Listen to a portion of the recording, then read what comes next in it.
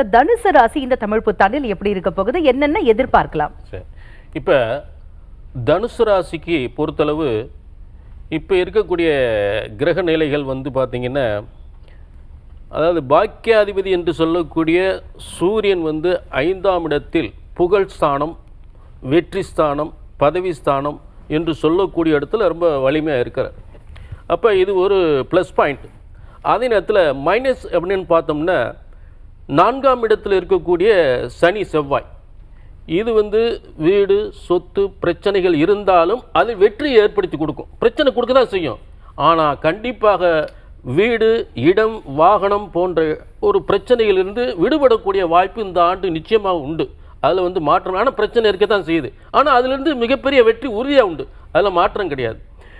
அடுத்ததாக இந்த அவங்க பிள்ளைகளுக்கெல்லாம் நல்ல பூர்வ புண்ணியஸ்தானத்தில் பாக்கியாதிபதி இருப்பதனால் பூர்வீகத்தில் இருக்கக்கூடிய ஒரு புகழ் மிக்க ஒரு நல்ல அவங்க வம்சத்தில் மிக புகழ் பெறக்கூடிய ஒரு யோகமெல்லாம் ஏற்படும்.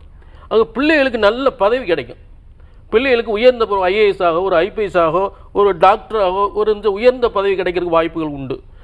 ஆக அப்படிப்பட்ட அடுத்ததாக வந்து இந்த தனுசுக்கு 6ஆம் அதிபதி என்று சொல்லக்கூடிய சுக்கிரன், அது ஒரு பிரச்சனைக்குரிய சுக்கிரன் ஆகப்பட்டவன். இயல்பாகவே தனுசுக்கு அந்த கலஸ்தர ஸ்தானம் வந்து ஒரு சத்துருஸ்தானம், இயல்பாகவே ஒரு சத்துருஸ்தானம் தான்.